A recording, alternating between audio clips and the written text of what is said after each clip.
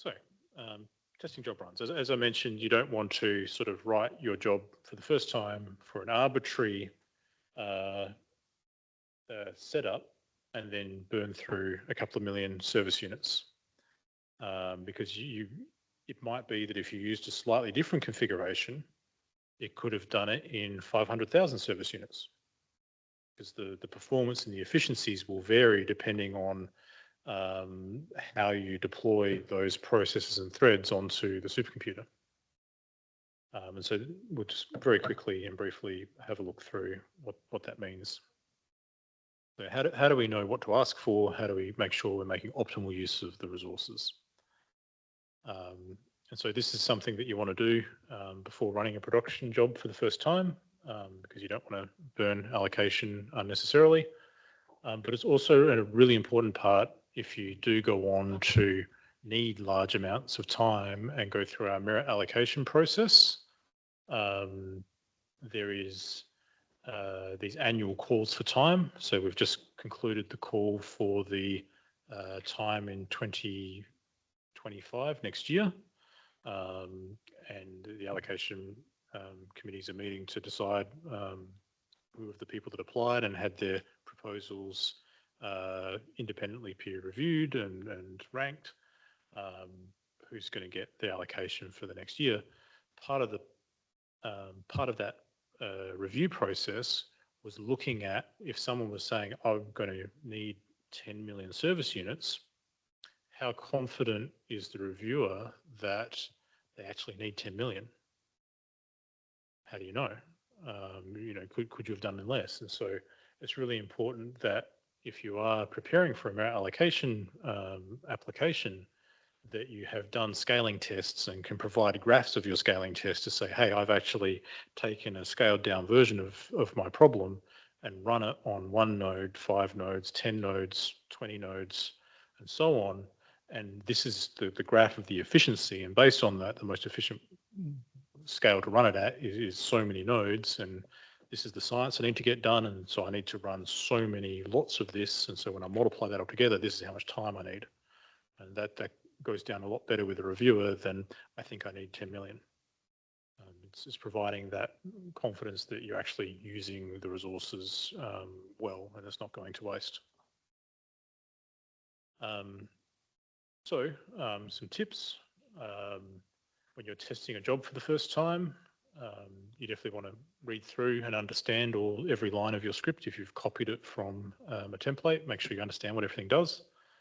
That includes both the scheduler directives as well as the commands. You typically want to try and monitor the output. So as I mentioned, the out files only appear at the end of your job. So you can do things like redirect the output to sort of monitor it as it's progressing. You also want to try and initially run scaled down versions of your code. For example, if you were running a weather modeling code and you needed to model the climate of an area for 20 years, and maybe that's going to take you a couple of weeks of processing on the supercomputer, maybe you just scale it down so that you're only simulating for a couple of days of simulation time. And that's only going to take a couple of minutes on the supercomputer, and you're not using much allocation. But that is scaling down something that is going to be fairly linear. So you're not sort of changing the performance or the way it's going to sit on the supercomputer when it's running, and that it's going to give you a great way to get an indication of how long it's going to take, because you can just multiply by the amount, and that's going to give you an idea of what it's actually going to require. And then you can take that sort of 2-minute simulation and run it for a bunch of different configurations to see what it's going to end up looking like. As I mentioned, for maximum duration, start with the wall time, see how far you get. You can do things like some codes will actually provide regular output as it progresses through a simulation. So maybe you don't need the maximum wall time. Maybe you just run it for 10 minutes, knowing that it's going to crash, but then you look at the output and say, okay, in 10 minutes I got through 30 samples. Now I know how many samples a minute I've got, and now I can start to predict how long I need on the system. Memory requirements, again, go large and monitor. You can also just start with the default and see if that's enough. Again, you're just wanting to do short, small jobs. It's not going to burn much allocation to try and get a feel for what you actually need. I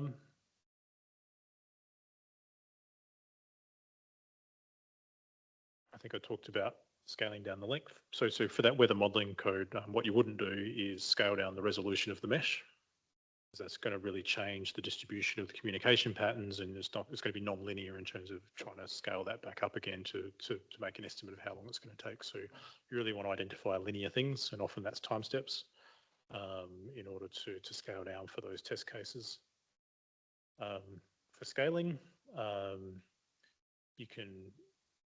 there's lots of different things you can do depending on the scale you're going to run at. You can focus on the number of tasks or nodes for parallel jobs. So maybe start with 8 processes, which is one of those chiplets, and then go 16, 32, 128. Powers of 2 can be good, just to get a feel, particularly for photonics, because it does have a lot of sort of powers of 2 by default in the configuration. Going beyond a node, maybe you try 1 node, 2 nodes, 4 nodes, 8 nodes, start to get a feel.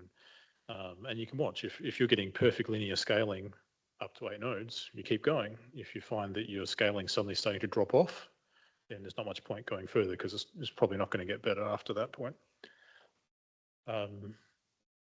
And what you want to have a record of is what scales you're running at, but also how long it took, but also how many SU it cost. Because just because it's faster doesn't mean it's more efficient in terms of service units. So we can see that with this example, hopefully. So this was a example of the LAMPS code, and it's looking at the scaling of a molecular dynamics code. And so it's comparing it to 1 node that was running on our last supercomputer on 24 processes. And then relative to that, what is the relative runtime and what's the relative total cost? And so you can see the runtime here dropping quite rapidly, and then doesn't really improve much as you continue to throw processes at it. Whereas your relative total cost here does spike up, sort of plateaus for a bit, and then steadily rises. And so you're going to be wanting to find points there where the improvement in speed is not costing you too much more in terms of the amount of resources that it's taking up.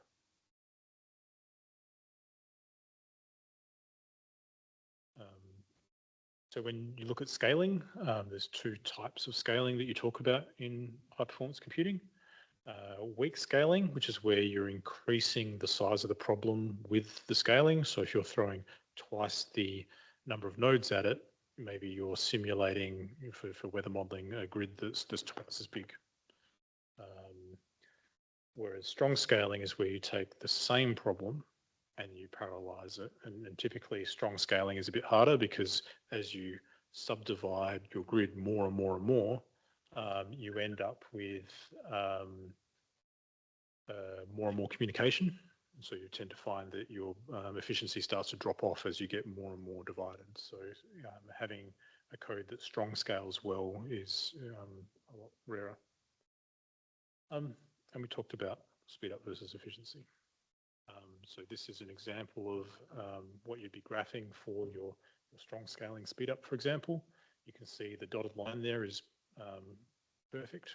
So if throwing twice the number of processes meant that it ran in half the time, and then you have what your actual is. And so the closer you are to the dotted line, the better it is. And again, you want to look at how much, are you willing to give up an extra 10% of your allocation to go faster? That might seem reasonable. If you might not want to give up 90% of your allocation to run a little bit faster. So you want to have an understanding of it. So I guess in conclusion, the job runs, it's really important to test them. You want to make sure that you're not wasting your SU, and you also want to make sure that you've got the justification for compute time if you're going for those larger allocations.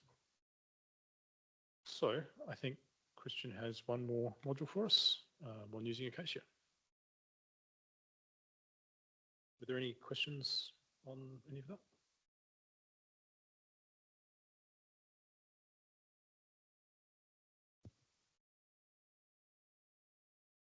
I guess just on the note of testing, is there any way that you can sort of just scaling down what you've got,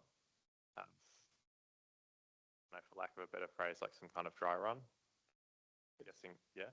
Yeah, as I said, you want to pick something that is linear, and usually that's time steps. So you might process a shorter number of time steps of your whole simulation, or if you have parts of your algorithm that are embarrassingly parallel, maybe you're doing radio astronomy and you've got lots of channels that you're processing, and they all each channel takes the same amount of time. You want to do them all together.